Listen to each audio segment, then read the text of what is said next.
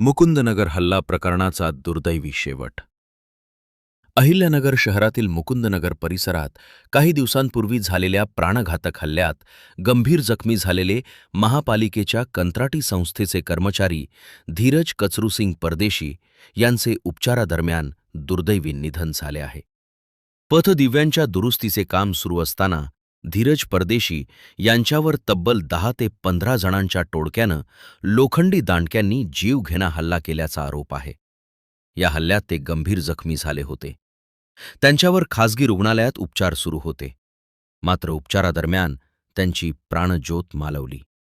धीरज परदेशी यांच्या निधनाची बातमी समोर येताच रुग्णालयाबाहेर नातेवाईक, नागरिक आणि समर्थकांची मोठी गर्दी झाली असून परिसरात तणावाचे वातावरण निर्माण झाले आहे.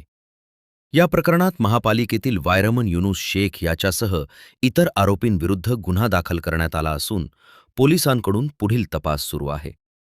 दरम्यान पालकमंत्री राधाकृष्ण विखे पाटील यांनी या घटनेची गंभीर दखल घेत हल्ल्याचा मास्टरमाइंड कोण आहे, या हल्ल्यामागे आर्थिक पाठबळ कोणी दिले आणि संपूर्ण कटामागील सूत्रधार कोण आहेत याचा तपास करण्याचे निर्देश दिले होते.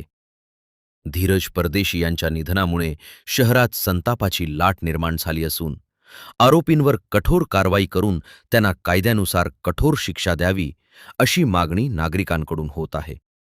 दरम्यान कायदा आणि सुव्यवस्था अबाधित राखण्यासाठी रुग्णालय परिसरासह संवेदनशील भागात पोलिसांचा अतिरिक्त बंदोबस्त तैनात करण्यात आला आहे. मुकुंदनगर हल्ला प्रकरणात आता पुढे पोलिसांच्या तपासातून कोणती माहिती समोर येते याकडे संपूर्ण शहराचे लक्ष लागले. आज 3 दिवस धीरजवर उपचार सुरू होते रुग्णालयामध्ये. आज डॉक्टरांनी त्याला मृत घोषित केलं. काय कुटुंब, काय प्रमुख मागणी आहे? जे झालं ते सगळं तुम्ही बघितलंय. जसं त्यांनी, ज्या व्यक्तींनी, ज्या आरोपींनी म्हटलं होतं आज इसको मार डालेंगे, त्या पद्धतीनेच माझ्या नवऱ्याच्या डोक्यावर मारलेला आहे.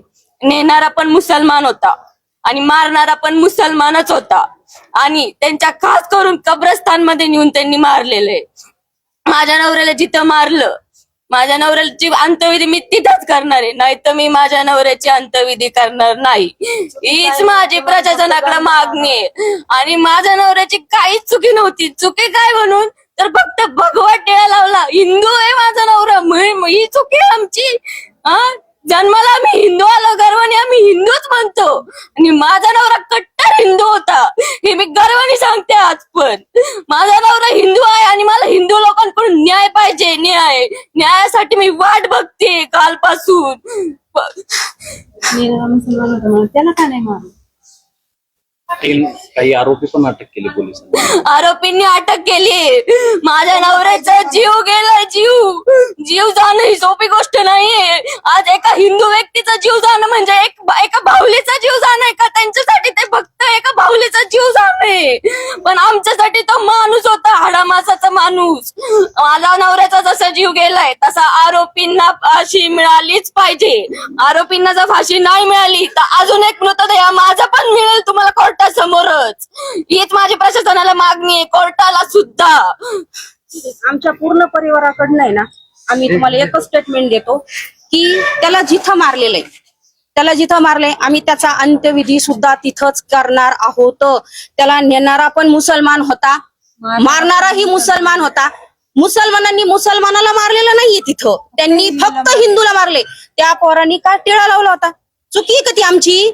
आम्ही गर्वानी लावणार, इथून पुढे पण लावणार. आम्ही आमच्या पोरांना पण सांगणार, किती लढता येते तुम्हाला, तुम्ही लढा. आम्हाला किती लढता येते आम्ही लढू. आम्हाला न्याय पाहिजे आणि न्याय हा द्यावाच लागणार आहे तुम्हाला सगळ्यांना.